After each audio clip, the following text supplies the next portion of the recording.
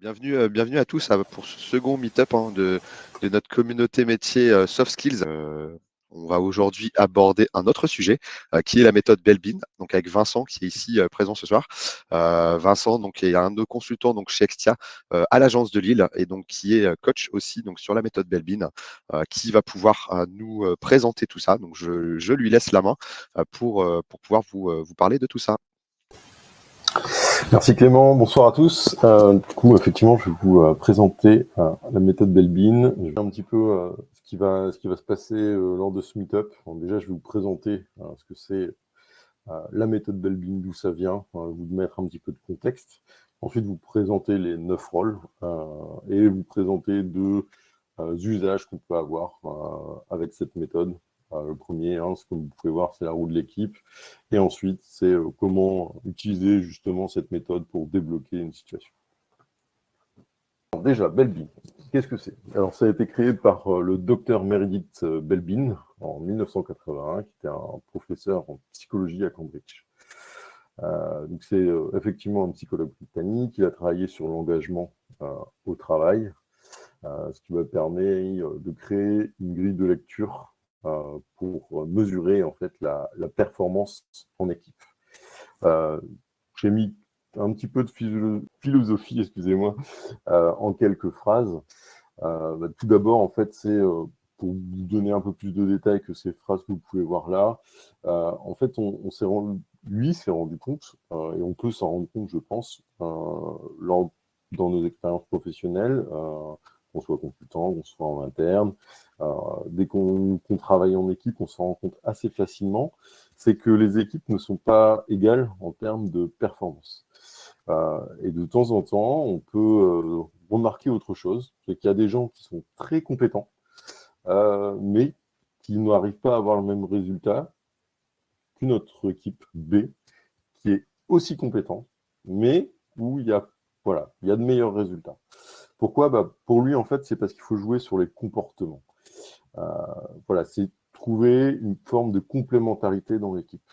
Donc, il distingue bien les deux choses. La première chose, c'est les compétences, qu'on peut acquérir. Et il y a les comportements. Donner un petit peu plus de détails aussi sur sa méthode avant de vous parler de 9 rôles. Tout simplement, comme il le dit, personne n'est parfait, mais une équipe peut l'être. C'est ne pas mettre les gens dans des cases. J'explique. Souvent, on peut faire des tests, on fait plusieurs tests, et on se dit, moi, je suis ça, moi, je suis ça. Là, ça va être un peu différent. En fait, ce que Belbin vous dit, il y a 9 comportements, 9 rôles. Il y en a 3 qui vont être innés, 3 sur lesquels on peut travailler. Et pour les 3 autres, par contre, effectivement, on va se dire, là, ça va devenir contre-productif de vouloir adopter ce comportement-là. Donc, pour ces 3 derniers rôles, je vais aller chercher cette complémentarité dans mon équipe. Est-ce qu'il va plutôt dire ne pas travailler sur les 3 derniers rôles, mais par contre, ça va être se dire chaque point fort a une faiblesse, ce qu'on va voir tout à l'heure. Belbin, Meredith Belbin, ce qui nous dit, en fait, tout simplement, c'est on va essayer d'effacer les faiblesses de nos forces avant de vouloir acquérir de nouvelles forces. Donc, c'est autre chose également, c'est pas une analyse psychologique, mais une analyse systémique. Quelle est la différence? C'est une analyse sur le système que vous êtes actuellement, c'est-à-dire que ça peut évoluer. Alors souvent, votre premier, votre deuxième rôle, vous allez voir notamment dans l'équipe, on va travailler sur les premiers et deuxièmes rôles. Les premiers et deuxièmes rôles resteront en général premier et second rôle. Mais derrière, ça peut bouger. Donc, on peut passer par exemple le test dans une équipe d'une entreprise A et avoir un résultat. Et 5 ans après, on fait partie d'une autre équipe, on repasse ce test et on voit qu'il y a des changements. Autre chose dans ce test, ce qui est pour moi, en fait, quand vous passez le test, vous avez en fait toute une partie auto-perception, donc comment vous voyez vous, mais derrière, vous allez devoir mettre les membres de votre équipe qui vont faire, en fait, pour pouvoir avoir une vision 360, et qui vont vous dire, ok, toi tu te vois comme ça, mais les autres te voient peut-être différemment. Et ça permet aussi de nouer un dialogue.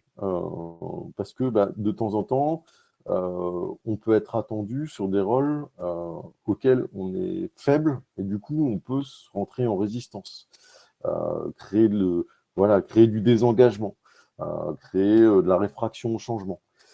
Donc, c'est ça qui est important aussi, c'est que ce test, quand on le reçoit, quand on a appris à le lire, on peut aller voir ses collègues pour échanger. Ah c'est bizarre, toi tu me vois comme ça, mais en fait moi je suis plutôt comme ça.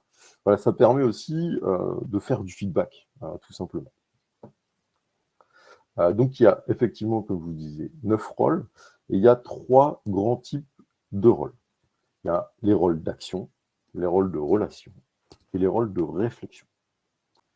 Alors, on va commencer par le concepteur. Alors, j'ai mis aussi les traductions anglaises, voilà, parce que de temps en temps, elles sont bien plus parlantes. Donc, le concepteur, ça va être le plant en anglais.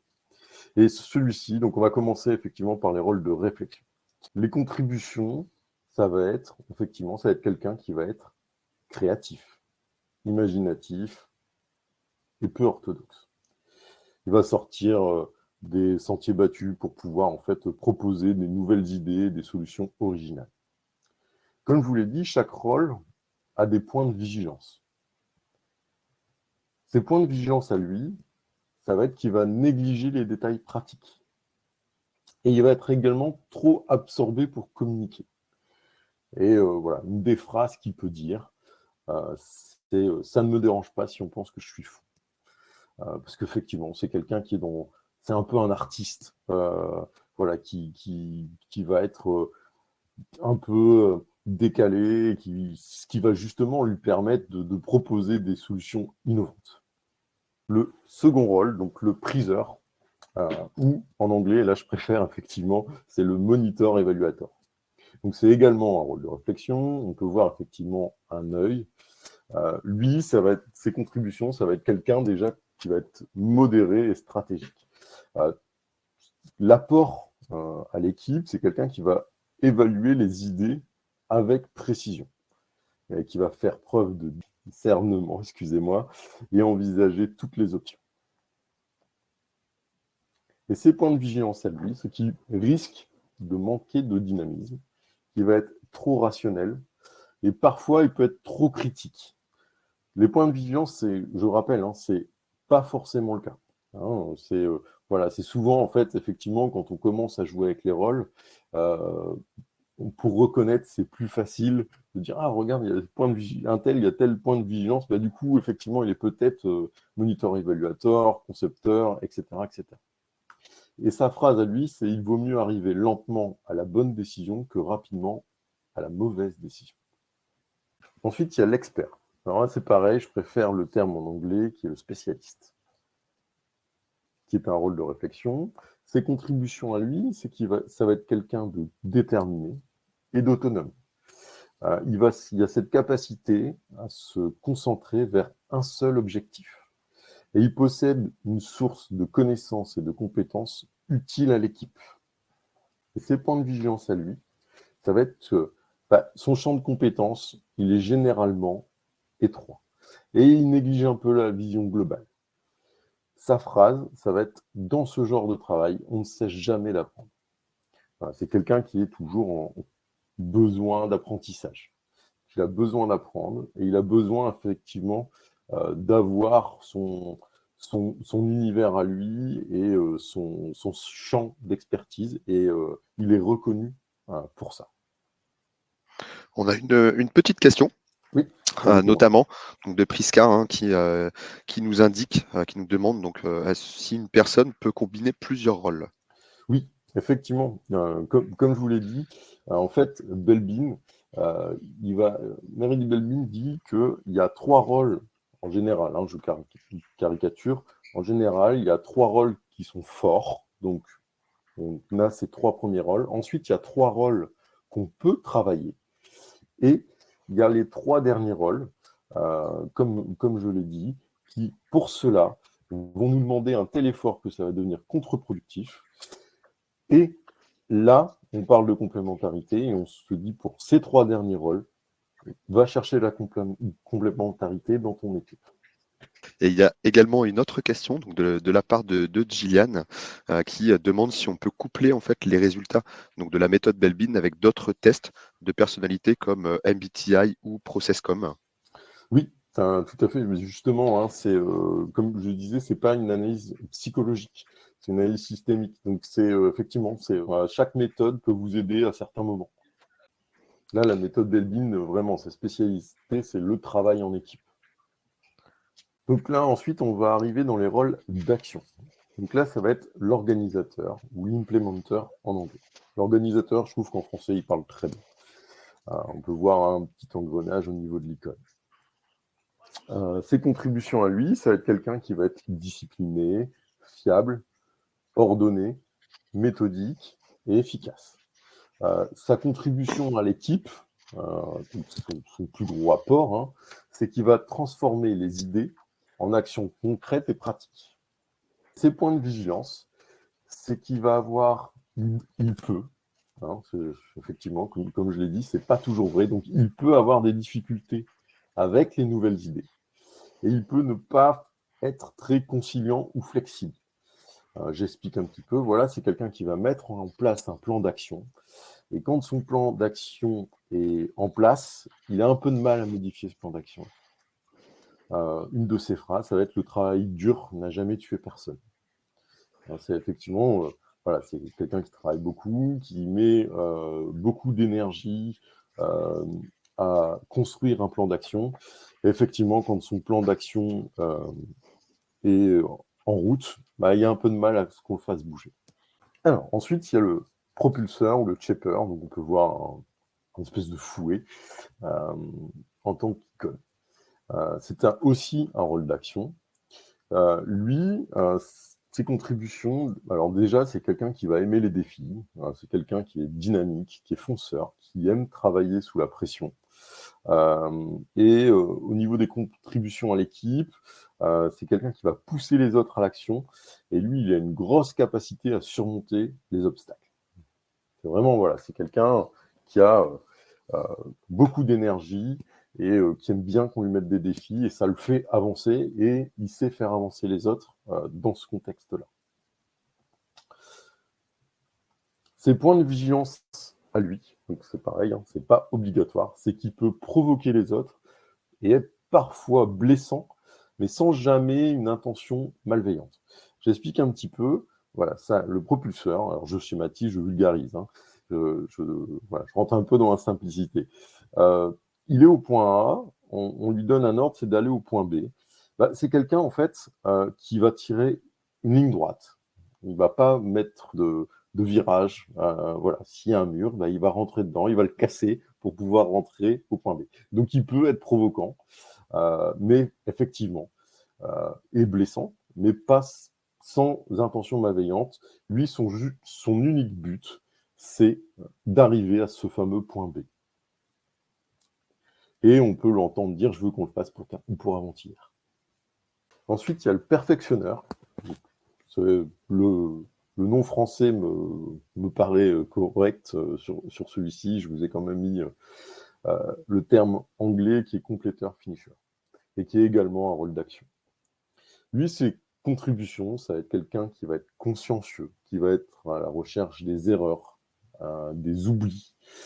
C'est quelqu'un qui a le souci de la perfection. Effectivement, il va s'assurer que le travail est bien fini. Ça va être tout son apport à l'équipe.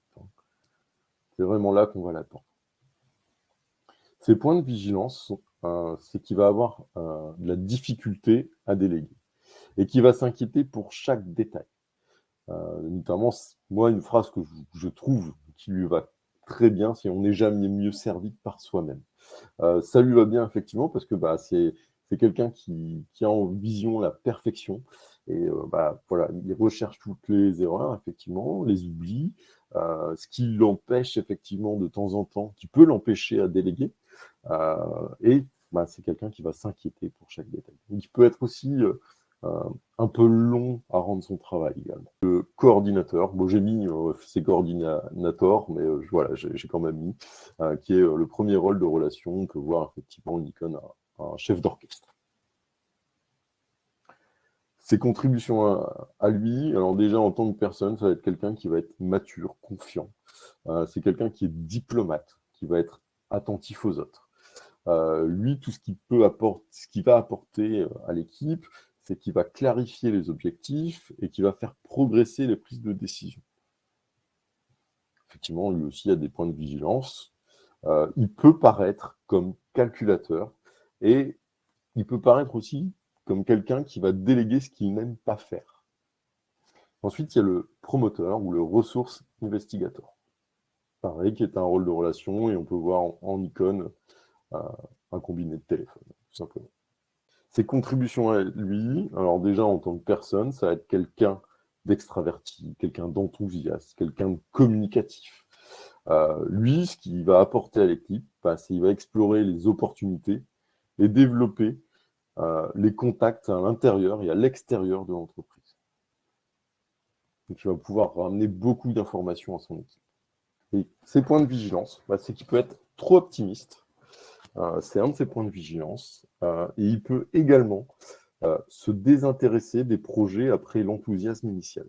Voilà, un projet va commencer, il va être content, il va se mettre à fond dans le projet, et au bout d'un certain temps, il va avoir envie de changer, parce que c'est quelqu'un qui aime bien avoir plein d'idées autour de lui, et travailler sur effectivement ce début-là, et il peut se désintéresser des projets après cet enthousiasme initial. Ce qu'il peut vous dire également, c'est prenons contact avec des gens qui savent comment le faire. Ça marche. On a une petite question donc, de la part de Benjamin qui aimerait donc un peu mieux comprendre la différence entre organisateur, le rôle d'action, et coordinateur, un rôle de réflexion. Effectivement, là, on peut voir l'organisateur. Lui, ce qu'il va faire, c'est qu'il va transformer les idées en actions concrètes et pratiques. Donc, en fait, c'est pas lui, forcément, qui va prendre la décision de quelle idée on va appliquer. Alors que le coordinateur, justement, c'est lui qui va se dire on va vers cette idée-là. Voilà. Après, effectivement, il peut y avoir, comme je vous dis, vu qu'il y a on peut travailler sur 6 rôles, il y a ce mélange des deux qui va être coordinateur-organisateur, et lui va savoir très bien faire les deux. Il va très bien savoir dire moi, je sais quelle idée, voilà, j'ai écouté des collègues, je sais sur laquelle idée il faut aller, et ensuite, je sais comment transformer cette idée en action concrète et pratique. Du coup, on va passer au dernier rôle, qui est le rôle de soutien, ou en anglais, le team worker. On peut voir effectivement dans l'icône 2 personnes qui se tiennent la main. Ses contributions à lui, lui en tant que personne, c'est quelqu'un qui va être sociable, qui va être coopératif, qui va être posé, qui va être conciliant. Toute sa contribution, c'est qu'il va justement être attentif aux autres, à leurs besoins, et quelqu'un qui va être rempli de tact. Les points de vigilance, alors c'est pareil, je rappelle, il peut, c'est pas obligatoire. Ça va être quelqu'un qui peut être indécis, voire influençable. Je m'explique sur cette partie-là. C'est voilà, vu qu'effectivement, il va être attentif aux autres et à leurs besoins, il peut aller voir une personne A qui lui parle d'un sujet et qui lui donne son opinion. Et il va aller voir une autre personne qui va lui parler du même sujet, mais avec une autre opinion. Et il va dire aux 2 personnes, je comprends ton besoin, et il ne va pas savoir prendre de décision, effectivement. Et c'est ça qu'on dit, effectivement, il va être influençable. Et il peut être aussi mal à l'aise dans les situations cruciales ou de crise. Bizarrement, c'est là, dans ces situations de crise, justement, il peut apporter, avec ses contributions, justement, cette coopération, ce côté conciliant, attentif aux autres. Donc, c'est quelqu'un qui est capable d'apaiser ces situations de crise et voilà, c'est quelqu'un qui va dire également, je m'intéresse beaucoup à ton point de vue, parce que c'est justement ce côté empathique qu'il peut avoir, peut désamorcer ces situations de crise. Donc, dans ces points de vigilance, effectivement, c'est une des personnes où on va lui demander fortement de travailler sur ces points de vigilance. Je vais vous présenter la roue de l'équipe. Alors, effectivement, là, je vous ai mis la roue de l'équipe où on peut voir les différents rôles. Donc, j'ai mis le premier là qui est en soutien. Le téléphone, donc, je vous rappelle, c'est le promoteur. Juste en dessous, c'est le coordinateur. Dans l'action, on peut voir effectivement donc, le propulseur. Ensuite, les roues, on peut voir l'organisateur, le perfectionneur avec la petite clé à molette, le spécialiste, alors, je ne sais pas trop ce que c'est, s'il y a quelqu'un qui sait ce que c'est, je suis preneur. Ensuite, le priseur avec l'œil et le concepteur avec la lumière. Donc, je vais vous faire un exemple avec une équipe que j'ai composée, donc c'est une équipe fictive, de 7 individus. Donc, on va voir déjà, voilà, là, les 5 individus vont rassembler, voilà, c'est l'équipe telle quelle, c'est les premiers et seconds rôles. On peut voir qu'il n'y a ni promoteur, ni de propulseur. Et voilà, effectivement, il y a trop de soutien dans cette équipe. Tout d'abord, on va se focaliser sur les points forts de cette équipe. C'est qu'elle a une bonne capacité de réflexion. Elle est douée d'empathie, on peut voir avec les soutiens, la bonne capacité de réflexion, on peut voir que effectivement les 3 rôles de réflexion sont bien représentés. Que ça va être une équipe qui va être bien organisée. Voilà, il y a 2 organisateurs, comme on peut le voir. Et c'est une équipe qui va avoir le souci du détail, donc qui va peaufiner, donc, qui va aller au bout des choses. Cependant, elle peut mettre longtemps à aller au bout des choses, parce que justement, il n'y a pas de propulseur pour mettre du dynamisme dans cette équipe. Et c'est une équipe aussi qui peut manquer certaines informations, parce qu'elle n'est pas tournée vers l'extérieur. Voilà. Pourquoi? Parce qu'il n'y a pas de promoteur. On a une petite question en parallèle de Benjamin, Oui. de voir si on est toujours obligé de faire des équipes de 9 ou comment on fait si on est moins. Alors, c'est une bonne question, parce qu'effectivement, je n'ai pas précisé le nombre, en fait, c'est quoi une équipe pour Meredith Belbin? C'est un groupe d'individus, entre 4 et 12 personnes. En sachant qu'effectivement, on peut aller chercher, comme je vous l'ai dit, il y a les 3 premiers rôles qui sont assez faciles de travailler, les 3 suivants sur lesquels on peut travailler avec un peu plus d'énergie à mettre, effectivement. Donc, ça nous laisse quand même 6 rôles. Donc, même à 4, on peut avoir une roue d'équipe équilibrée. Alors, effectivement, on va demander à certaines personnes de changer de rôle. Alors, ça se fait toujours dans le volontariat. Il faut en être capable. Il faut effectivement, déjà, on va regarder ce qu'il y a en 3e, en 4e rôle. Des choses qui sont quand même assez accessibles pour les personnes auxquelles on va demander de changer de rôle. Donc là, on a vu effectivement qu'il y a trop de soutien. On va effectivement demander, donc comme je vous l'ai dit, les rôles de soutien peuvent prendre leur 3e ou 4e rôle.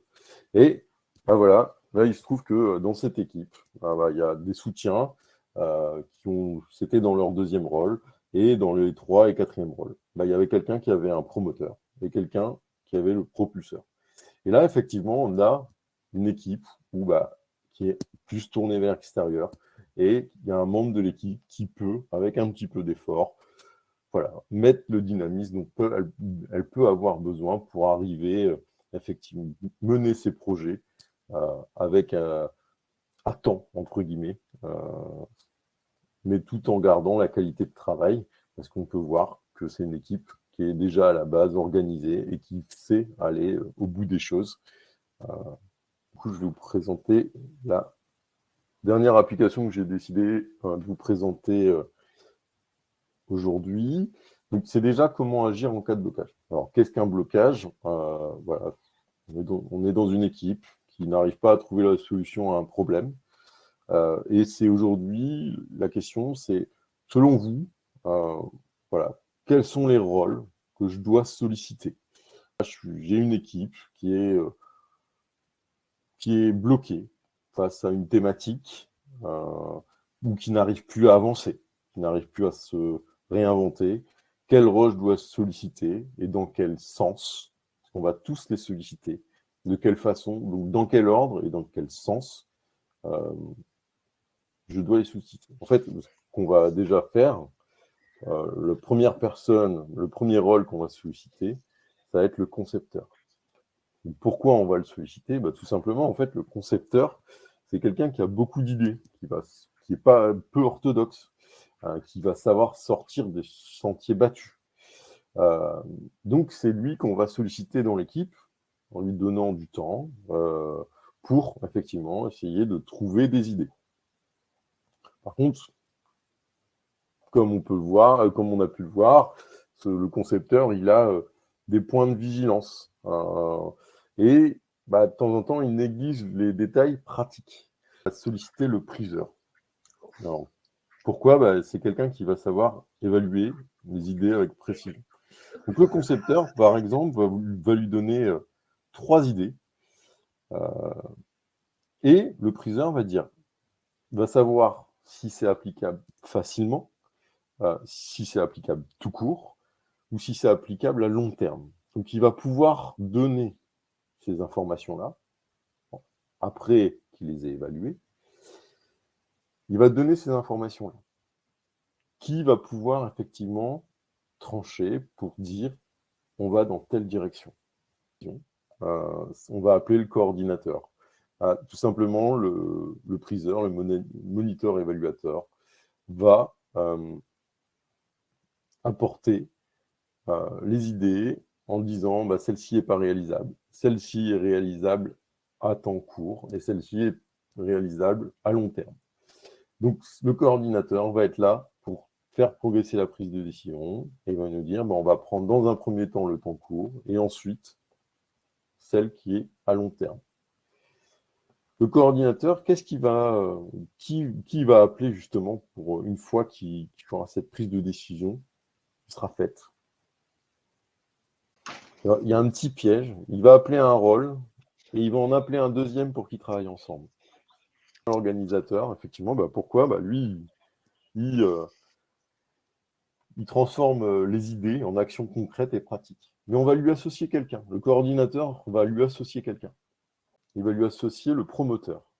Parce que, comme on peut voir, l'organisateur, une fois que son plan d'action est en place, de temps en temps, on a pu le voir sur ses points de vigilance, il a du mal à réagir aux nouvelles opportunités.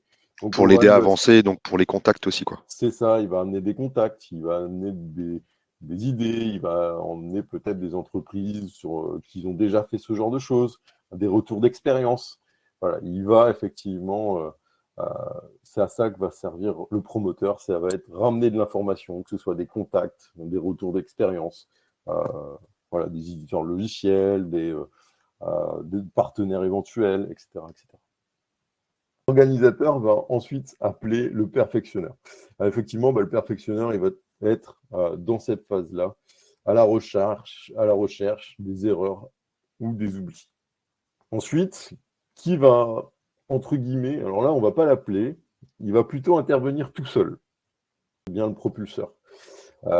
Pourquoi le propulseur? Tout simplement, le perfectionneur, voilà, c'est quelqu'un qui peut être long parce qu'il va rechercher les erreurs, les oublis.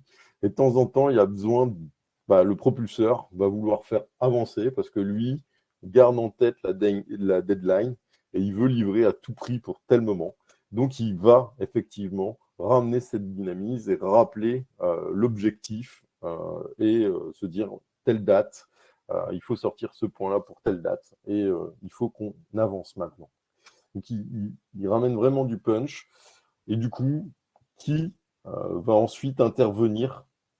Pareil, il va intervenir un petit peu tout seul. Le team worker.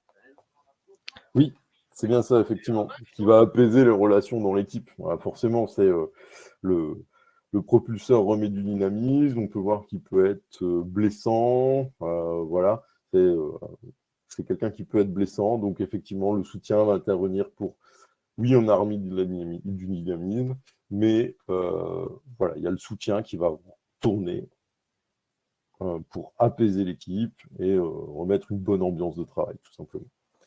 Et du coup, pour finir, le dernier rôle, le spécialiste. Là, déjà, il va intégrer effectivement les décisions et puis les nouvelles choses sur lesquelles on va travailler. Il va se documenter. Il va pouvoir peut-être, s'il s'est documenté en avance, ramener d'autres informations pour clôturer un dossier ou un projet. Euh, voilà, pour documenter. Voilà. C'est effectivement, on l'appelle dans ce sens-là en dernier pour que voilà, c'est quelqu'un qui va mettre tout en œuvre pour que le projet se termine bien, le documenter, le rendre accessible, etc. Vulgariser l'information. Quelqu'un qui est centré sur l'objectif aussi, Damien nous indique. C'est ça, on lui donne effectivement, c'est quelqu'un qui va être centré sur un seul objectif. Donc, effectivement, c'est lui qu'on appelle à la fin. Avez-vous des questions sur du coup les éléments que je vous ai pu vous présenter ce soir? On a une question donc de Lucille qui nous demande quel est ton profil Belbin, Vincent? Alors moi, si je parle de mes 2 premiers rôles, ça va être le promoteur et le coordinateur. Et on a encore une question. Existe-t-il un test à faire en ligne afin de connaître ses principaux rôles? Alors, au niveau des tests, il n'existe pas en ligne. Il n'y a que les personnes effectivement qui sont accréditées qui peuvent vous faire les tests. Dont je fais partie. C'est des tests qui sont payants. On a Benjamin donc, qui demande comment est-ce que lui pourrait mettre en place cette méthode, j'imagine, donc au sein de son équipe, alors que ça fait qu'un mois qu'il est du coup sur cette mission et aujourd'hui il s'estime profil junior. Alors, justement, bah, c'est super. Ça fait un mois que tu es, sur cette mission. Donc, tu es en phase, voilà, tu es peut-être encore en phase de découverte. Bah, cette méthode, elle pourrait, justement, si tu présentes les rôles comme j'ai pu les présenter, tu peux trouver sur Internet, tu peux me contacter si tu le souhaites pour que je te donne les fiches. Bah, si tu les présentes, bah, les personnes qui vont dire bah, moi, je suis peut-être ça, moi, je suis peut-être ça. Et bah, justement, ça va te permettre de découvrir aussi, alors selon eux, c'est pareil, je le dis encore, le test est pour moi très utile. On peut voir des surprises. Et donc, sous réserve effectivement du volontariat, des personnes qui se connaissent bien, voilà, qui ont une bonne connaissance d'eux-mêmes et comment ils agissent et ils interagissent, euh, voilà, on peut déjà faire un premier travail. Mais pour moi, il y a quand même le test et l'encadrement d'un coach est nécessaire. Ok, ça marche. Donc j'ai une dernière question de la part de Lucille. Donc, y a-t-il des profils qui ont plus de mal à se comprendre, à s'entendre? Bah, oui, effectivement, c'est souvent les rôles d'action peuvent de temps en temps avoir des problèmes avec des rôles de réflexion parce qu'ils peuvent être longs, d'autres qui sont dans le dynamisme. Euh, mais donc effectivement, il peut y avoir ce problème-là. Et s'il n'y a pas de soutien justement dans l'équipe, bah, ça peut créer des dysfonctionnements dans l'équipe et créer des tensions. Tout l'intérêt du soutien, hein, c'est quelqu'un qui va apaiser ces tensions-là, faire comprendre aux gens aussi, il doit être là pour justement faire parler les gens entre eux ou aller prêcher la bonne parole. Du coup, effectivement, c'est très important qu'il y ait un soutien parce que sinon, il va y avoir des dysfonctionnements parce qu'il y a des personnes qui vont être dans la réflexion, qui vont mettre plus de temps. Et il y a des personnes qui vont être dans l'action. Puis il y a des personnes comme le promoteur qui lui, bah, si il n'y a pas de mouvement régulier, bah, il va se désintéresser, puis il va être dans son coin, et puis voilà, ça va agacer les personnes. Si on prend Processcom, les travaillomanes, si on fait le parallèle, c'est voilà, le promoteur peut agacer les personnes qui ont un Processcom travailloman parce que bah, qu'est-ce qu'il va faire bah, le Processcom, c'est le premier dans la réunion qui utilise ça pour regarder ses mails. Si vous voyez mon téléphone, voilà. C'est ça. Il prend son téléphone, il regarde ses mails, il fait autre chose. Voilà. Parce que, bah, justement, il n'y a plus d'intérêt. Ou il ne trouve pas, lui, son intérêt, donc il va faire autre chose. Donc ça peut blesser d'autres personnes. n'hésitez pas à me solliciter également par mail ou via LinkedIn si vous souhaitez avoir plus d'informations sur cette méthode. Voilà, moi, c'est une méthode que j'utilise souvent quand je suis en mission, même à chaque fois que je rentre en mission, parce que ça permet aussi de comprendre les gens avec qui on travaille et voilà, comment on peut mieux fonctionner ensemble.